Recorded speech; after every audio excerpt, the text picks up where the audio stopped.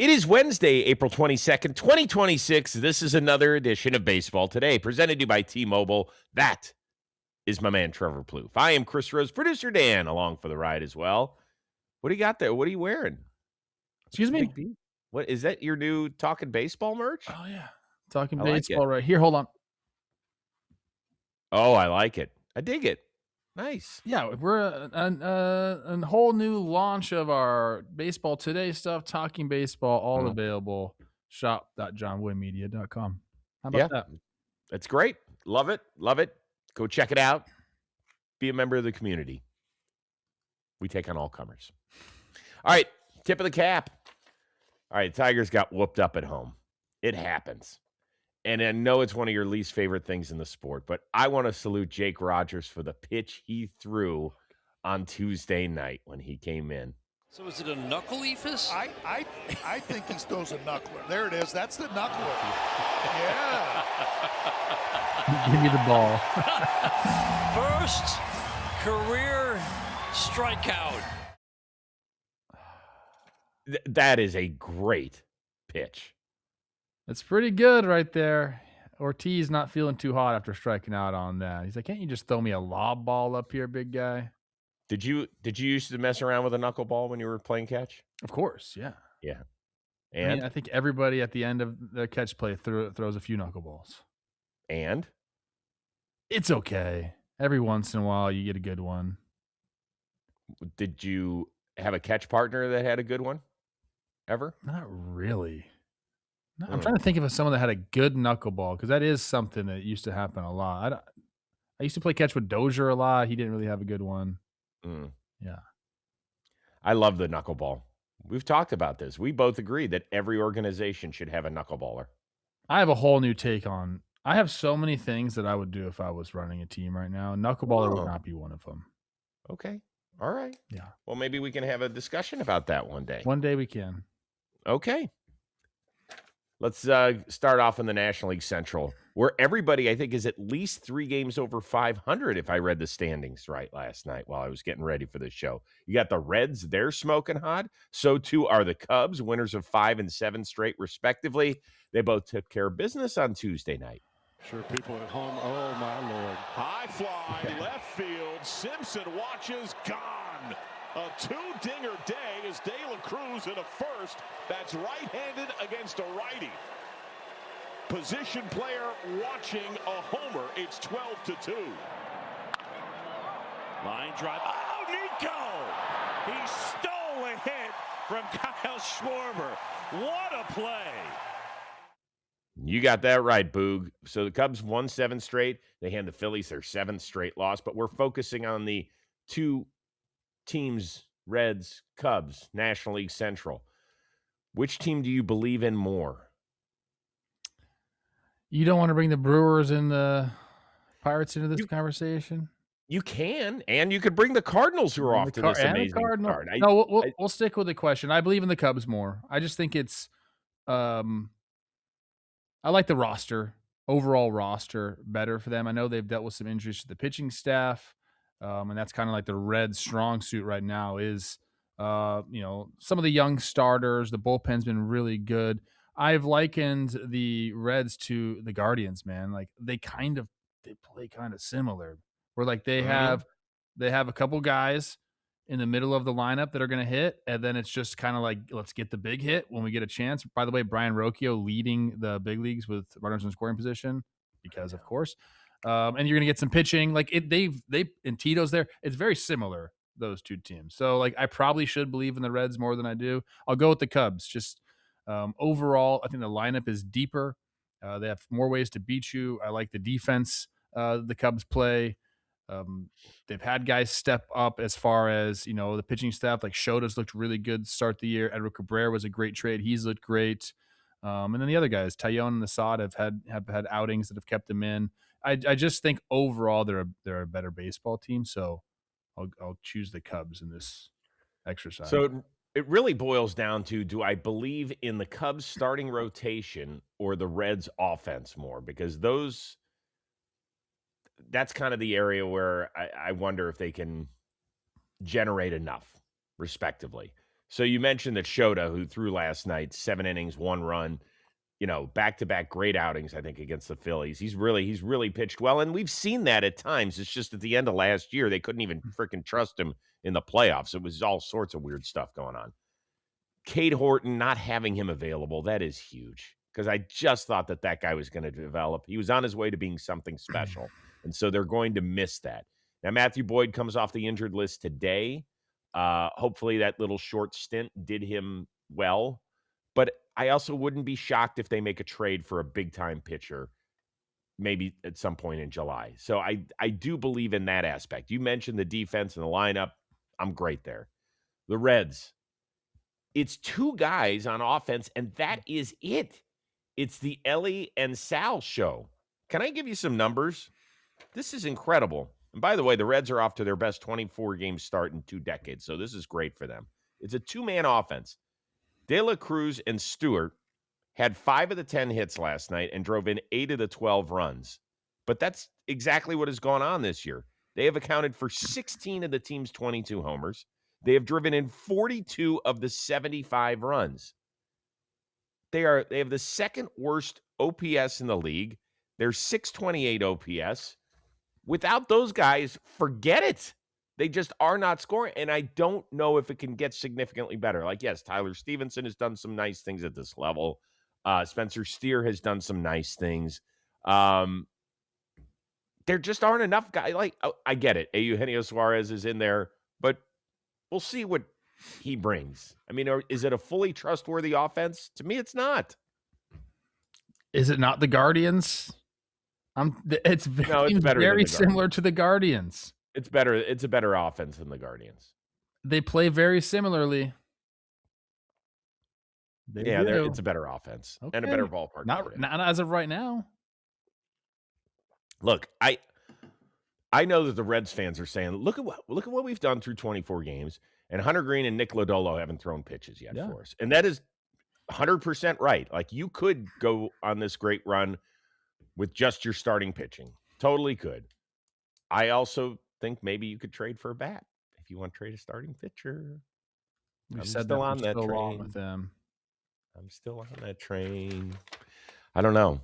NL Central's fun, though, isn't it? It's a lot of fun. Like I said, we didn't mention the Pirates, the Cardinals, or the Brewers, who all have their claim to, hey, we could be here at the end of the year as well. Yeah, I think that makes it awesome. And I think that if we stay this way through June, hello, GMs in the NL Central, get on the horn, spend some money, owners. Go get somebody out there that can make a difference. Yeah, the Cardinals are just like, what's going on here? I really am surprised by it. I'm really surprised. Happy for them, though. Yeah. I don't think they've played. I want to start seeing some division games. It feels like nobody's played each other in the division yet. The Reds and Pirates, I know, played a series, but other than that, it hasn't felt like much. So let's start getting some divisional stuff. Let's really see who's king of this hill. Go ahead. Let us know what your order in terms of your power rankings in the NL Central is. Do you believe more in the Cubs? Do you believe more in the Reds? A lot of stuff to get to. Maybe one player that could make a difference in the division if added to a certain team. Gosh. I know it's early for that. That is early. Shout out Riley O'Brien. Keep doing your thing, man. Okay. Today's episode sponsored by Best Western Hotels and Resorts. You know, life's a trip. Why not make the most of it? With over 4,000 hotels worldwide, Best Western is there for every detour, destination, unexpected twist and turn along the way. Great stay isn't just about where you sleep, people. It's about where the journey takes you next. And when you stay 3 nights at Best Western, you're going to receive a $50 gift certificate to use at your next stay. Best Western gets it. Traveling isn't one size fits all. So whether you're looking for the next great adventure, time to unwind, making memories with friends and family, Best Western helps you achieve your travel goals. And hey, it doesn't matter if you're flying solo, with your friends, or with the entire roster. Best Western, they got you covered. Pack your bag. Cue up the playlist. Book more of what matters most. Life's a trip. Make the most of it at bestwestern.com. Do we have to do this again? Again? Checking in on the Mets. Checking in on the fans of the team in the city of New York. A dozen straight losses after Devin Williams went on the wild side Tuesday. Again, the 3-2. Ball 4. 5-3. Oh, the Boo Birds were out. Williams couldn't get it done. Your Twins win at Citi Field. Play like you mean it, says the signs held by fans out there. So that's 12 straight losses. I just report the news. Don't get mad, Mets fans. No team has ever made the playoffs when incurring a 12-game losing streak at some point during a season. I don't think Mets fans are mad at that. I think they've all just come to the conclusion already that they're going to be pissed at this team all year long, and that's just going to be the way life is for them. It's shocking, isn't it? Man, the more and more you look at what happened in the offseason, and we're seeing it play out. Smaller sample size, I understand, but also you just kind of watch this team, and there's not a lot of. I mean, they've been Juan Soto-less. Okay, so you got to remember that. But when he's been gone, it's just been like no fight. It just seems kind of like inevitable. Like if they're leading, like yesterday, Noah McClain, I thought was going to throw a perfect game against the Twins. He was so filthy. It was great. Wallner gets a knock, Buck hits a homer, and then all of a sudden it's just like, hey, if we can get to their bullpen, like we got a chance here because the offense just really hasn't been there.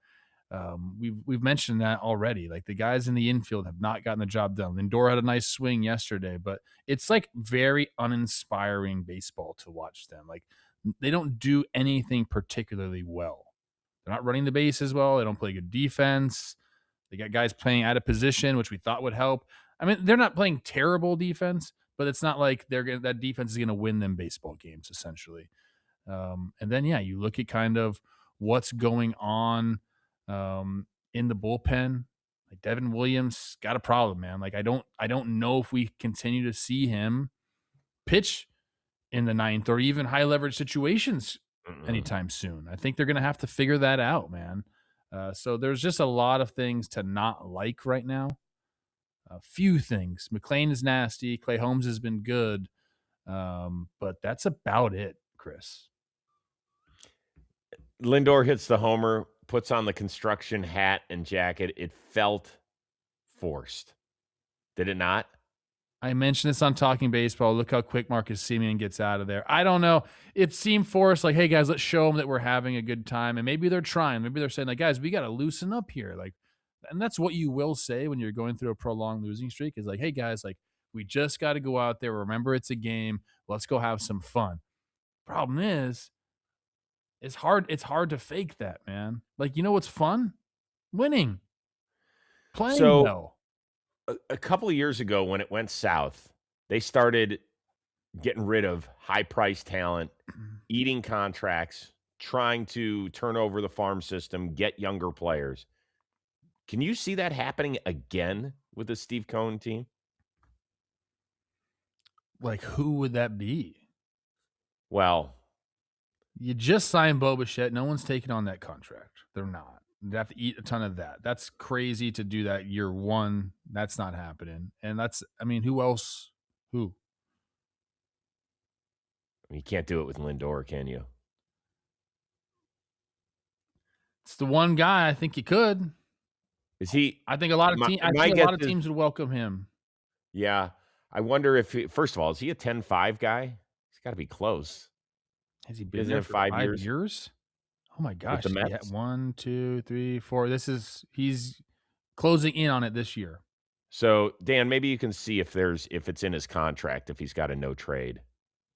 So, you could flip Freddie Peralta, as Dan just pointed out. You could flip Freddie Peralta. I mean, Lindor just had a freaking heck of a year. I don't know.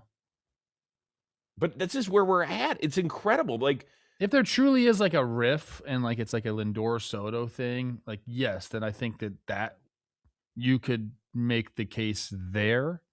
But also, I don't know, man. That's a big time. Like, how many more years does he have?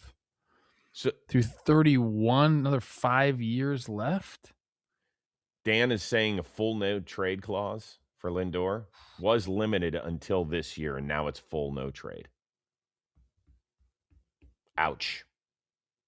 I think don't know. I think he likes New York too. I don't think he's gonna waive it. I agree. Isn't his wife like from there? Or I don't know if she's from there, but they've got 4 young kids. and she works for yeah. the state, right? So my guess is he is staying. So that's out of the discussion as long as he says, yeah, I'm not going anywhere. God, Mets, they're screwed. Like, you remember, so 2 years ago when I said on May 29th, season's over, I'm calling you DOA. Is it too early to say on April 22nd that the season's over for this team? Nobody in the history of the sport has ever made the playoffs when losing 12 in a row. So why should we believe that they could be the first? No team in the history of the sport has ever made the playoffs losing 12 in a row. That's a real stat. That's what they asked last night in the interview. They asked Francisco Lindor, how do you do that? And he said, win. That seems crazy. That seems like a not real stat. I know. Dan, maybe you're going to have to look that one up. Yeah. I apologize. I was down at the yard all day yesterday. So that no team has ever made the playoffs when having a 12-game losing streak during a season. Is that really possible? God, yeah, that's true. A lot of that is before expanded playoffs and everything. Yeah. Okay, I mean, yeah, look, you got to fix the back end of the bullpen. You got to get someone else back there. You can put, let's see who we got. Like, I actually, didn't I call this? I said Tobias Myers might be closing games for the Mets. Yeah, you did. I did say that. You did say that. So that could be an option. You got to fix that. Kodai Senga had some nice starts to the year, and then he's had some not so nice starts. Look, just say yes or no. Do you think that there's any way this team makes the playoffs? Because I don't now. I had them freaking as the 3rd best team in the league coming into the year, Chris. I'm still trying to hold on to some semblance of that. Yeah, but even if it doesn't seem like it, man. You're allowed to get things wrong. We both do. We always do. It happens. I just cannot believe that it has gotten away from them this quickly. I'm going to say they'll be in the running and close to a playoff spot. I do. I'm going to say that. This has been a Juan Soto-less team. He is a difference maker. Okay. So let's get to that. He is expected back in the lineup today.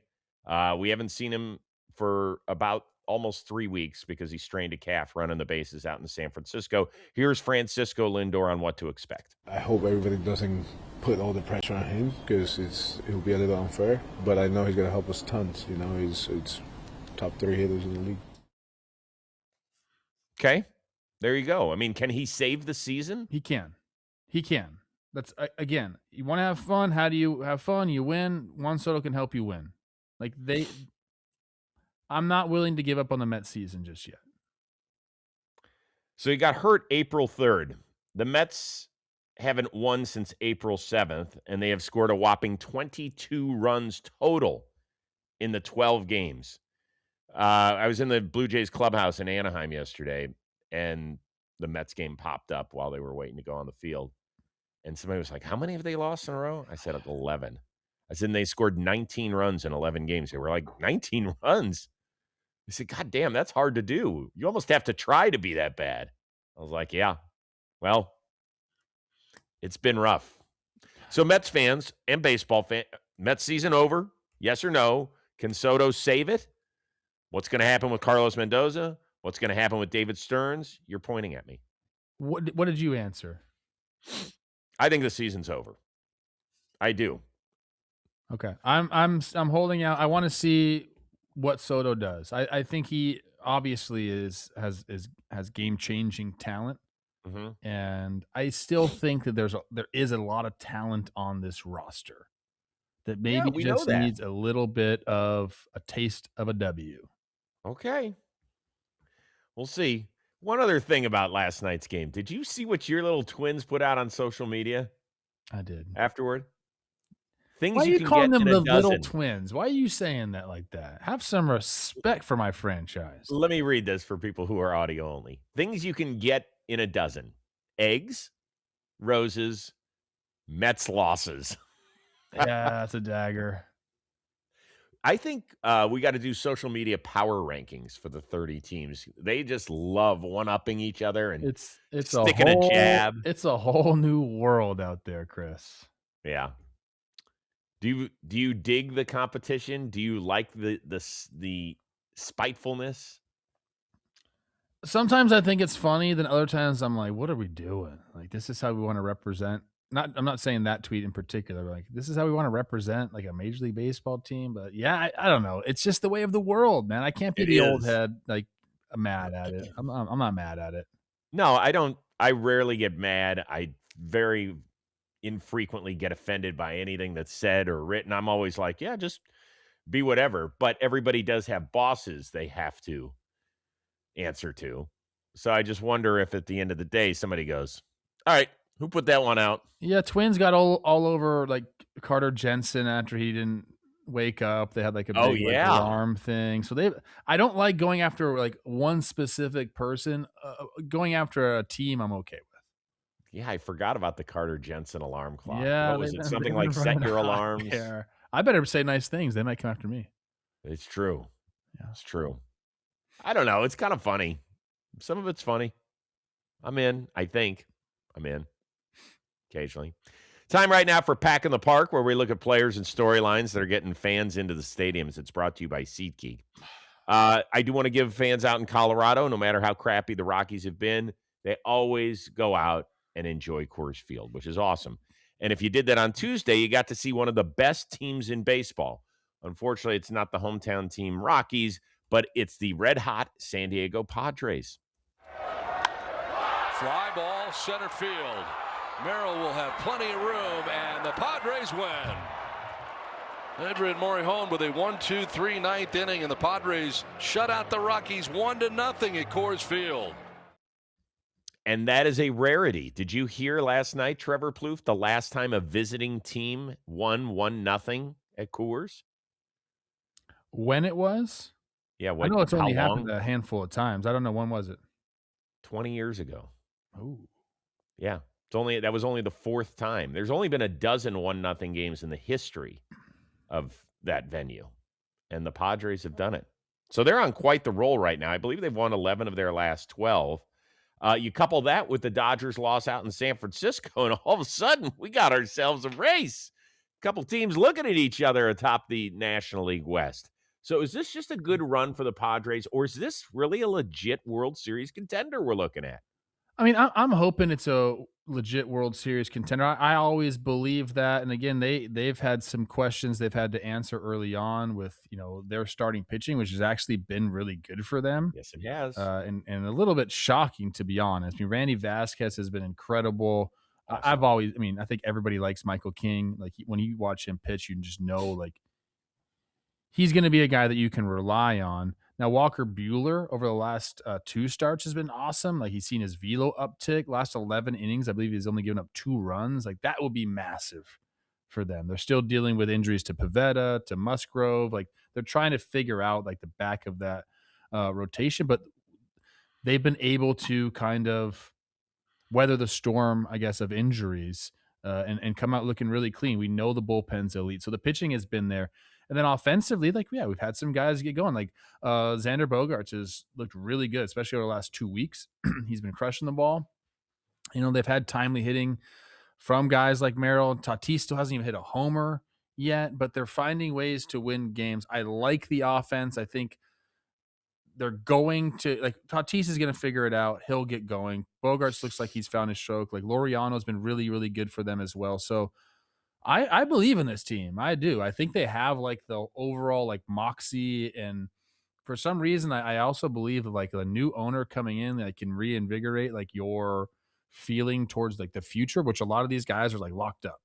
So like they're feeling good now, and it's just there's something about this team that I can't quit, and I'm happy that I haven't, because when they get rolling, they're a very difficult team to beat. So as long as the starting pitching remains where it is, you pair that with what I think is the best bullpen in baseball. Obviously, it starts with the guy who ends the game in Mason Miller. Morejon I know his numbers. He and Estrada, their numbers are inflated at this point. But early on, if you have one bad outing out of the bullpen, that's the way it can go. Good for them to get Adams back. Have you seen Bradley Rodriguez throw the ball? Mm-hmm. So he came up last year, and he was like their top bullpen arm in their system.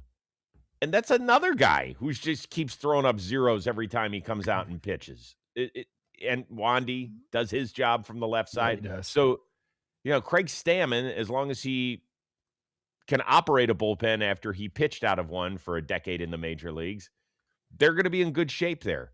The problem is the offense is and I don't know if they have enough to be able to hit great pitching. Let's all remember what happened against the Cubs. They gave up 9 runs in 3 games and didn't win the series. And I don't know. They don't have a regular that's over 800 in the OPS category. Tatis is right now in the middle of the longest home run drought of his career. Still hasn't gone deep. Manny has a sub 620 OPS. Like, come on, big boys. Like, let's show up. They've just been okay. Tatis has been okay on the offensive side, and Manny's been all right. It's been timely hitting for them. They've come up when they've needed to. Is that sustainable throughout a full 162? No. But I do think they'll get going a little bit more than that. They're 15-3 in April, Chris. So they've really been doing it. 1-run games, 4-1. That's kind of the recipe for them is if they can just, let's just call it, have the game tied when they get to their bullpen. You got to feel good about your chances. If you have the lead, you got to feel really good. Right. That makes it easier on the offense, or at least it should take some pressure off of it. So I expect them, if they're getting through this stretch where the offense is just I expect them when those guys do show up and some of the power gets going, that we'll continue to see them win baseball games. So in my opinion, in the current incarnation of this team, I would say no, not good enough for World Series contender because of the offense. But let's remember it's AJ Preller, the beautiful mind who keeps everybody on their toes come July. I mean, last year he added Laureano, he added Ryan O'Hearn. He's added a ton of guys over the years and is not afraid to pull the trigger and say F them picks or F them prospects, I guess, in this sport. So good. Let's see what you got. I don't know. My buddy Daniel Jeremiah will be all over me as he gets ready for the NFL draft. I'm always on the Padres. I'm always on the Padres. I feel look, this is a team that pushed the Dodgers to the brink last year in the NL West. I know it hasn't gone their way in the playoffs. I understand that, but yeah, I do think there's just an immense amount of talent on this roster. Quick reminder, SeatGeek, use the code BASEBALL2026, 10% off your next tickets anywhere. Speaking of, if you get tickets and you go to Coors Field, do not do what the dude that did last night. Did you see the ricochet off the side? And he's come on, man. I mean, he went for it. The kid was calling that a full send right there. That is one of those where when you land on a seat, you could be like chipping something on your spine. Is his shirt off or is that a yellow shirt? That's a shirt. Okay. That's a shirt. Makes it better. If it's shirt off, the guy's just hammered. Oh, God. It's just an aggressive play. Well, it's reactionary. That's all it is. You turn around, you see a ball, and you're going to go try and make a play. Not me. I'm going to let the ball come to me. I'm not chasing that thing. I am not chasing that thing. Once again, Baseball 2026, 10% off your next set of tickets there at SeatGeek. Go get them. Hey, baseball is a story told across generations through the players, the moments, the gloves even that shape the game. Now the story comes to life in Rawlings, the finest in the field book. It is available right now on Rawlings.com. This oversized hardcover book showcases 50 gloves drawn from Rawlings' unmatched product portfolio and worn by some of the most influential players to ever lace it up in the show. Now, each of the featured gloves is presented through detailed photography. It's paired with immersive essays that place the artifact within its historical context. Captivating imagery, period advertisements, and additional memorabilia further illuminate the era each glove represents. So get your copy. Once again, it is called The Finest in the Field. It's on Rawlings.com. Experience baseball's evolution as told through the story of these iconic gloves. And it's got that new car smell, which I love. So just got this at the home, just unwrapped it literally before doing that ad. And I'm excited to dive in while I'm watching my baseball. Get in there. Yeah, me and Isla were looking over that book yesterday right in front of the fireplace. Love. Yeah. You're such a good girl dad. At my palatial estate, you know? I love that. Fireplace. Oh, yeah, it was a little rainy yesterday. It's been cooler out. Yeah. Okay. Yanks take the first of 13 matchups in this season against the Boston Red Sox, game at Fenway Park. And boy, did you see the G-Man flex his muscles. Hits a high, towering fly ball. That is way up there in the light standard and long gone. My goodness. Giancarlo Stanton with a massive home run. Listen, my hands were frozen. I didn't know if it was gonna, hit the wall or go way over. So, get rolling out. But yeah, as long as it's far enough to get over, the height don't matter for me. I haven't seen many home runs hit quite like that. He hits them like that. His swing is just so powerful. He's a different type of guy. He's possibly Hall of Fame bound. We always talk about it. Yeah. It reminds me of the line from the movie Major League. That's too high. What do you mean too high? But because that one did look too high. It did look really high. It was like a punt from the punter who was kicking from midfield and was trying to get it inside the 5.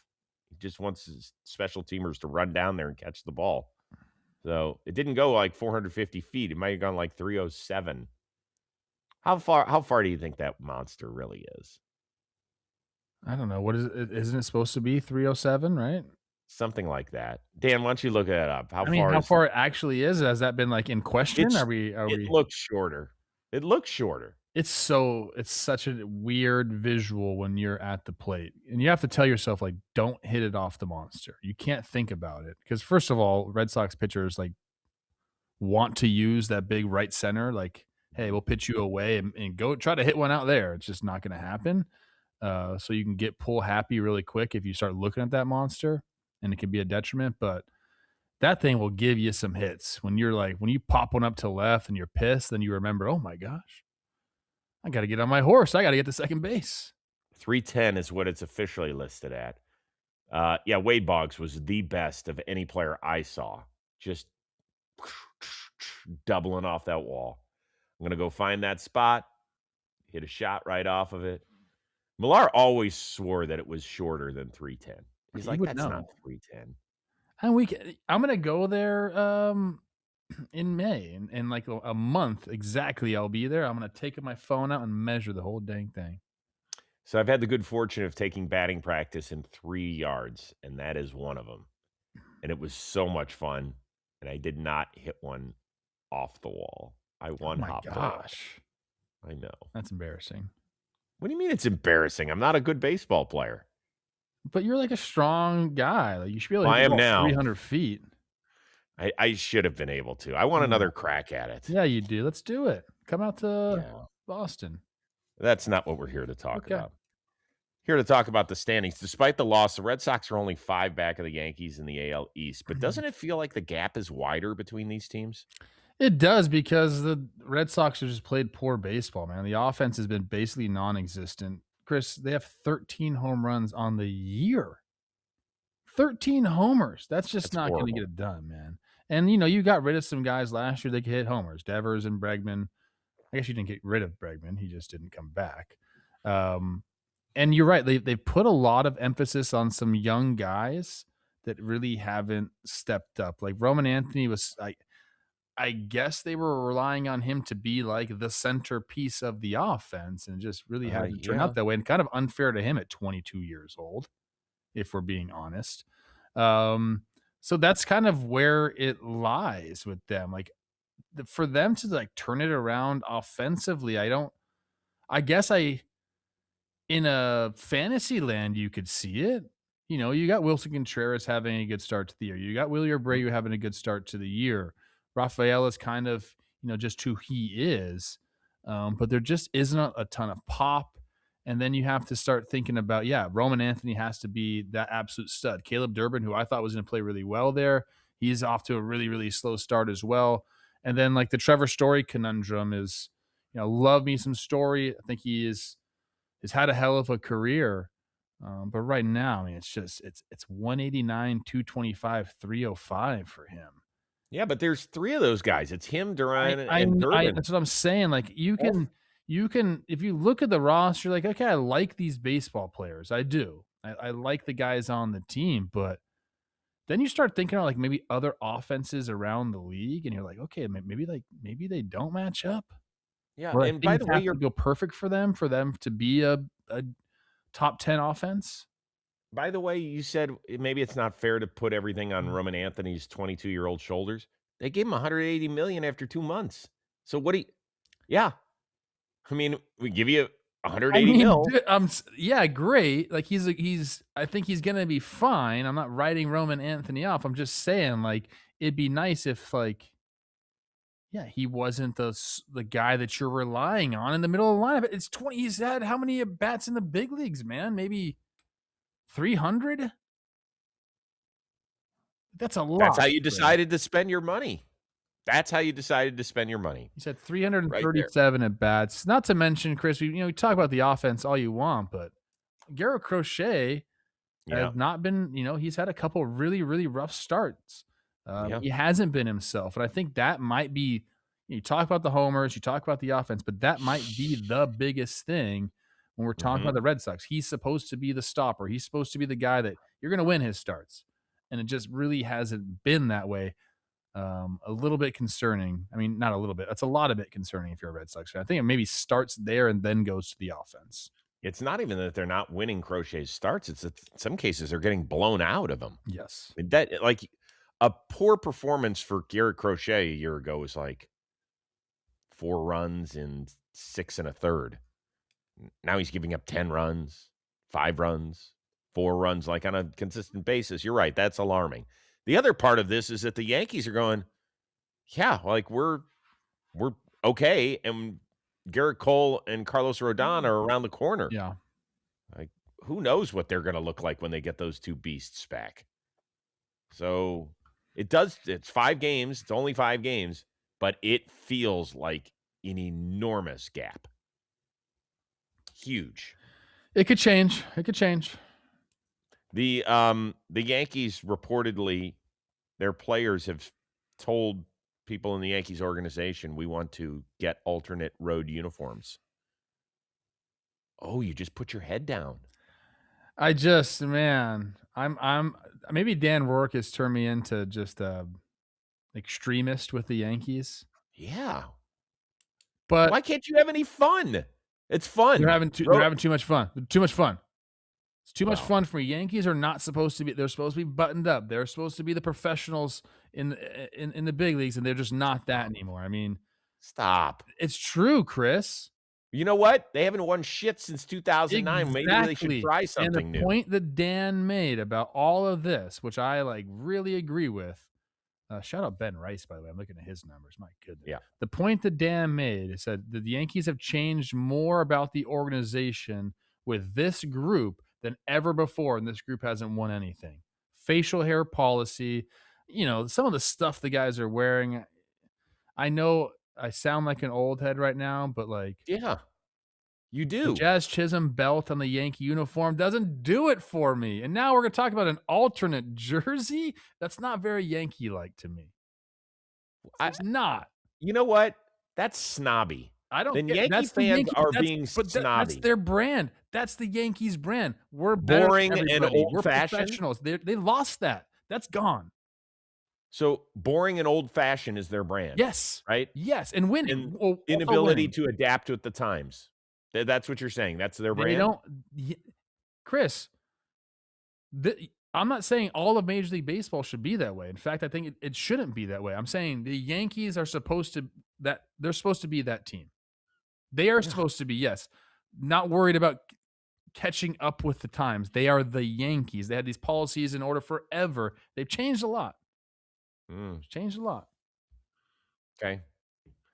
Well, we should get rid of the Legends Club behind home plate because that was adapting with the times. That's You know. you're going crazy now. You're going crazy now. I mean, it's ridiculous. Let people have some fun. Chris, this is a franchise Yes. that built a replica stadium. Yes. They're very much into the history of their organization. They have. I'm not saying get rid of the pinstripes. Again, they built a replica stadium. This is a team that really wants to just have consistency, obviously, and they're starting to get away from it a little bit. That's all I'm saying. And I know Yankee fans agree with me. So the facial hair policy is the reason that they have not. I just think it's insane that they did that. It's for Devin Williams, I think, if Judge was like, hey, I don't want this anymore, then sure, but it wasn't Judge. Okay. Let us know. Are you on Plouffe's side of this ledger? Like, I'm always for adapting and trying stuff that's new. I like new rules. I like new stuff. I like seeing fun things. I'm not saying to get rid of some of the tradition, right? You're making it seem like I want this for all of the big leagues. I don't.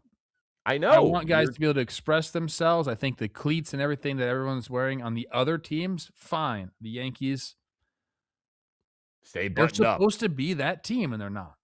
Great. Stay as the no fun team. Yeah. No fun team. Yeah. Winning is fun. Cool. That's what Derek Jeter used to say. You know what? The Dodgers look like they're having fun and winning. Pretty good. And they wear alternate uniforms too. They just started, didn't they? Yeah, but they had a weird City Connect. Their City Connect. Yeah, the City Connects have been bleh. Maybe that's what the fear is that the Yankees. But the Dodgers haven't been that team where they're like, hey, we're just gonna do things our way. That's not how they've been. But they're one of the classic franchises of all time. Again, Chris, I think you're missing my point a little bit here. Okay. Yeah. I don't want it for every other team, just the Yankees. I know you don't. But why did the Yankees have to be special? Just because they are the team that's steeped in tradition? Yeah, exactly. You nailed it right there. Nailed it. And I think sometimes change can be good. Okay. That's what I'm saying. And I hear you. What's the Trevor. Jersey going to look like? Are we getting like a training? That is a legitimate concern because so many of these City Connects have been. Ugh. I'll tell you which ones I love right now. The Detroit Tigers. I guess those are navy with the orange numbers and letters. I like that look with their gray pants. I dig those. I'm indifferent about all the different uniforms. I like throwback to me is fun. Like paying homage. That's fun. Yep. City Connects are, and let's call it what they are. It's a marketing thing. Absolutely. Well, so are throwbacks. Spade a spade. They're trying to sell jerseys here, and you know. So are throwbacks. But at least that's steeped in tradition. It is. It's not just like a. All right, let us know. Let us know where you stand on this whole Yankees. Why am I the one that's talking about tradition here? Oh, look at Dan Rourke coming up big. Speaking of big, my God. Take that facial hair off, Trev. Oh, God. Great Yankee. I would be I'd wear all black cleats. Just, I'm all about winning. Plouffe, you would have been a great Yankee. Meredith Marakovitz would have loved talking to you because you give such thoughtful, real answers. I do love the city of New York too. And yeah, you would have been a fan favorite. I'm going to look now. Except for the 728 OPS. Then they would have had a little problem. What do you mean? Did I play good defense at third? I did. Could you have handled the massive booing? Sure. Okay. Because I'll tell you why. The cheer that everyone does for me is Plouffe. Sounds like a boo. Oh. Sounds like a boo to me. Okay. We still got a little more show left to go, but first, this word from Trevor Plouffe. Baseball is here, people. The days are getting longer. The sun is back out, and baseball season is finally upon us. Baseball is a game of inches. The result of a game hinges on 1,000 little moments, and momentum can shift quickly. That's why we decided to team up with Fanatics Markets, the trusted home for real-time sports prediction markets. It's simple. Just pick a game and choose an outcome, like which team will win, which player will hit a home run, and more. It's time to get involved in the action. Then buy contracts based on what you think will happen. Yes, if you think it will. No, if you don't. You can buy as many as you want, sell if the price moves in your favor, or let them settle when the event ends. So from opening day to the Fall Classic, no matter who you root for, Fanatics Markets is right there with you. Join the Baseball Today family on Fanatics Markets. Event contracts carry risk of total loss and changing prices. Not good for all investors. Not available in all states. Must be 21 plus. See important disclosures in Fanatics Markets app. Customers are introduced to Crypto.com by Paragon Global Markets, LLC. DBA Fanatics Markets IB, an introducing broker registered with the CFTC and a member of the NFA. Thank you very much, Trevor. Good work. Some quick hitters before we get out of here. Did you see the catch by Evan Carter, robbing O'Neill Cruz of a go-ahead 3-run homer? Scale of 1 to 10, what are you grading it? The catch like a 7, the timing of it a 10. Perfect call on your part. Yeah. By the way, he's long. Yeah, he got over that wall with ease right there. Yeah, his limbs are ridiculous. Yeah, I like him. Shout out, he's a Tennessee boy. You know, I picked him to be the rookie of the year a couple of years ago. He ended up back in the minors and stuff. I got to pay better attention to him, see how he's doing, how he's playing. Murakami homered for the 4th straight game. Awesome. Most homers by a Japanese player in his first 23 games. That's cool. Boom. My God. Hello. Took that one off of Merrill Kelly. How big a deal is that, by the way, that he's got the most homers for a Japanese-born player in his first? I just think it's awesome. I love watching him swing. He has real deal pop. That was the first of a back-to-back-to-back, right? It was him, then it was Vargas, and then Colson Montgomery. Back. I think I want to get him on dugout discussions in a couple weeks when they come out to Anaheim. I'd love to do that. Okay. Did you see Sam Antonacci? His first home run is an inside the park job in that game. And Gurriel thought it was either foul or dead or something. Yeah. And so he didn't even go pick it up. That's insane. Wouldn't you hate for that to be your first big league home run? No, you just take him however you can get him. Are you serious? Like a guy not giving an effort to go after it? Is he like a home run hitter? No. I mean, he did great for Team Italy in the World Baseball Classic. Yeah, I mean, I get what you're saying. Like, for instance, my first career home run came when we were wearing these ridiculous, speaking of old-timer uniforms in Cleveland. So, like, that's always a weird kind of thing for me.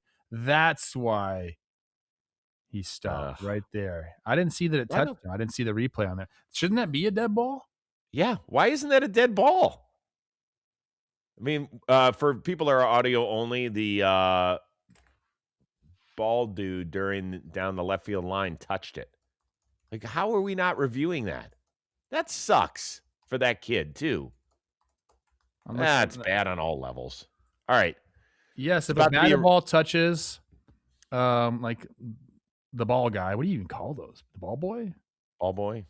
They're called ball dudes, right? In San Francisco. Ball dudes, downline, it's a dead ball. The umpire should immediately call time, stop the play, ruling it interference. Depending on the umpire's judgment, runners will be awarded the bases they would have reached had the interference not occurred. Crazy. Why are we going back and just looking at that? Was the game just so out of hand at that point they didn't care? I mean, maybe Arizona was out of challenges. Somebody let us know where we were in that part of the game. But even with like, if you're an umpire, you want to get that part right. Now I really think he's fine with it being a homer. I guess. Fernando Mendoza, he's about to be the first pick by the Raiders in the NFL draft on Thursday. Threw out the first pitch in his hometown of Miami and kind of tried to lob it over a defensive lineman when throwing a screen. Yeah, he stepped up in the pocket right here. I'm not a fan of this one. I do understand why it will be really hard for a quarterback who doesn't really ever play baseball, to throw, it's such a different throwing motion. Mm-hmm. And the ball obviously probably feels like a ping pong ball in their hand. Have you played catch with Matthew baseball? He's a stud. Yeah. Like he looks like he played, because he did. Like he'll fire one in there. There's no doubt about it. I mean, he was a catcher, so can you see it when he's delivering it? That's my QB1 right there. He played infield too. He's got like shortstop actions. Yeah. Better arm, Plouffe or Stafford? I mean, different arms. Like, oh, come on. Let's answer the question. Baseball in our hand? Just Me. better arm. Oh, baseball in the hand, me. Obviously, football, him. We're a team. We don't go anywhere, but we will walk on your golf course and kick your ass. Yeah. Finally, the Phillies, told you earlier, they lost their 7th straight. Did you see the rat that got loose at Wrigley Field? That's disgusting. Look at the size of that thing. That's an old park. There's obviously rats going on in there. But has that thing been eating every day since 1967 in that park? Yeah, that thing is enormous. That thing probably eats so much popcorn, just like loving on like butter all over it. There was also a goose on the field. Was that yesterday too, or was it the day before? It was a couple days ago. But Dan show the shot where the rat runs past the Phillies players and startles a bunch of them? Did you see this? Yes, I did. You'd react the same way. Don't Hell yes, like I would. Tough guy. Hell yes, I would. I am not. This is the best, though. You keep it going. Where'd it go? Did you cut it short, Dan? Yeah, keep going. Keep going. No one sees it till the end right here. Yeah. Is it Taiwan Walker that gets scared? I don't know who it is, but it's hilarious, right? I would be worried too. Look at the size of that. You could throw a saddle on it. Man. God. We haven't had any here, although like in our neighborhood, because there's like horse stalls, like there are rats. Oh yeah, there's rats all over. Yeah, you don't know until it's too late. Now, since your dad was a pool guy, do you know how to take care of rats? Just put them in a bucket? What? I don't know. Did you have to go? I thought you were fish like, them out? like when we would see rats. Yeah. Well, every once in a while, they would burrow into the pool equipment, especially like the heater, because and then at that point you just kind of take the nest out, but they'll just probably build it again. So that's always been a problem. But usually when you'd see them, they'd be like in the pool skimmer dead, like they drowned. Yeah. Too much rat talk. There was a pitcher who threw for the Cleveland Indians in the 80s, nicknamed the Rat. His name was Jamie Easterly. He was a left-handed pitcher. How would you like to walk around with the nickname the Rat? That's a term of endearment for baseball players. You're a rat. That means you're just at the yard all the time. You're a grinder. You're a rat, baseball rat. Yeah. Brad Miller, me. Jamie Easterly, Carroll. 5'9", 160 pounds. Hold on. I just got to confirm that I'm not going crazy. Jamie Easterly. Oh, for God's sake. There you are. What do you mean? I lost you. Oh, you did? Yeah. Yeah, there we go. Former Major League pitcher Jamie Easterly was nicknamed the Rat. Yes, sir. Feel good about that. All right. We'll be back at it. Or just it was a nickname? I mean, you could draw him. You can bring him up. He had glasses and a little radish. That's mean. That's mean. Yeah, it is mean. I didn't come up with the nickname. I'm just telling you what it was. So, all right. What do we got here? Plouffe with a home run at Yankee Stadium because Dan Rourke. So I've got in my eye. Career 800 OPS at Yankee Stadium. So yes, I would have been a great Yankee. All parts of the field too. Dead center. Yeah. Who was that hit off of? I didn't see it. My God. That was Vidal Nuno. Oh. Second deck left field. People forget about that. Look, I can't believe your build back then. I had a couple of different iterations of myself. There's no doubt. That was against Chris Capuano. Chris Capuano. Hey, how about button up your jersey, pal? Nah, man. That was for the ladies. Only one. Yeah. Well, I mean, I have eyes for only one, but you gotta sex sells. Is that why we do this show? Yeah. Yeah. All right, we're back at it again on draft day for the NFL on Thursday. Got a busy day, but it'll be a lot of fun. We cannot wait. For our one-of-a-kind producer, Dan Rourke, the uber-talented and fully buttoned-up Trevor Plouffe. I am Chris Rose. We will see you Thursday here on Baseball Today, presented to you by T-Mobile.